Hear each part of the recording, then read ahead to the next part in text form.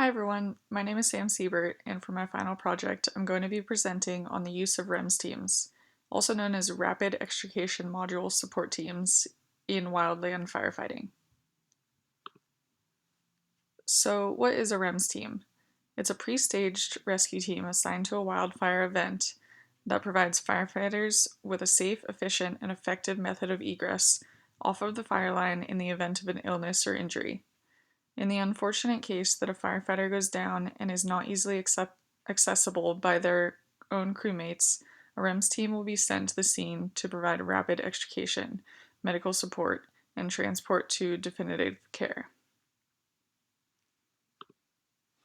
The staffing of a REMS team includes a minimum of 4 qualified technical specialists, one of which is a single resource BOSS qualified.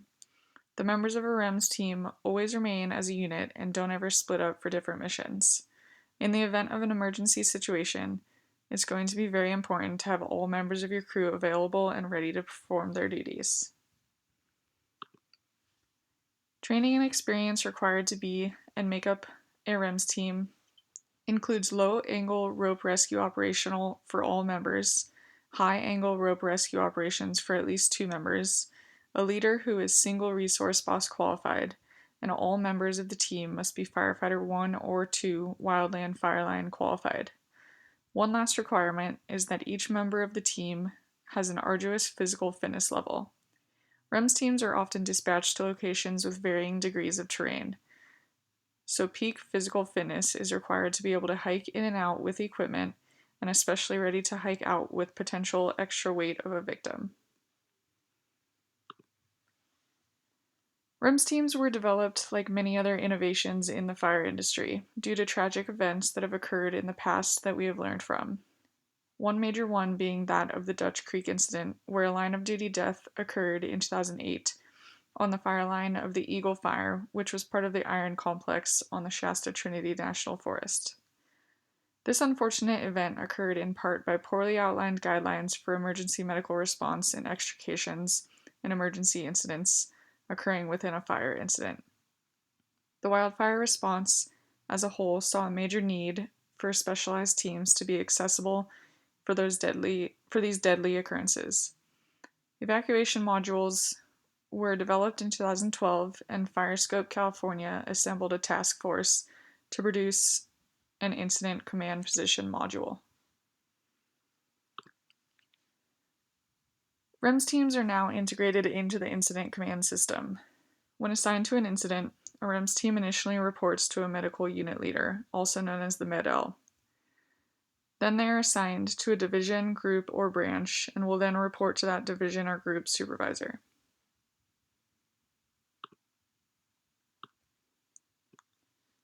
At a fire incident, the REMS team stages at a specific location and will be available when called upon.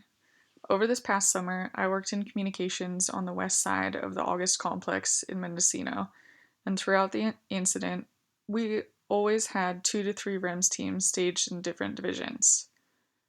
When an emergency occurs and extrication is needed, the REMS team responds either by foot or vehicle depending on the terrain. A report of the victim's condition, environment, and available resources should be given, and REMS personnel should put an extrication plan into place in order to get the patient to definitive care. REMS teams will go by different names depending on their capabilities. Some solely provide extrication, and others also provide medical support.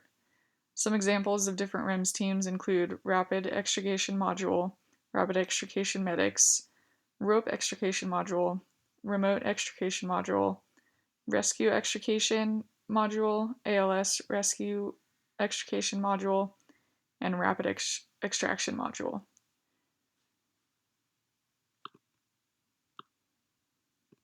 These next 2 slides include all of the recommended equipment needed for a basic REMS team to functionally operate. I won't go through and read this entire list, but you can see it includes a majority of equipment that we have learned about this semester. This list also varies a little bit if the REMS team mainly operates on foot or by vehicle. If you can imagine packing all of this up and carrying it on your back through rough terrain, you can see why a high level of physical fitness is important to perform the duties of a REMS team member.